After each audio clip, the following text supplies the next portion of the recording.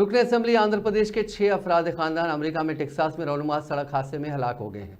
तमाम महलूकीन हल्के मोमिदीवरम से ताल्लुक रखने वाले वाईएसआर कांग्रेस पार्टी के रुकन असेंबली टी वेंकट सतीश कुमार के रिश्तेदार हैं, जो क्रिसमस तकारीब के बाद टेक्सास से वापस हो रहे थे।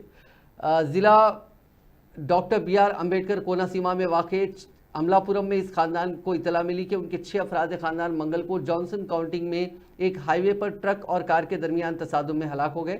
महलूकीन में रुकन असेंबली के अंकल P नागेश्वर राव, उनकी अहलिया सीता महालक्ष्मी, दुख्तर नवीना, पोता कृतिक और पोती निशिता शामिल है। इस हादसे में एक और शख्स की जान गई। नागेश्वर राव का दामाद लोकेश इस हादसे में बचने वाला वाहिद शख्स है, जो शदीद तौर पर जख्मी हो गया।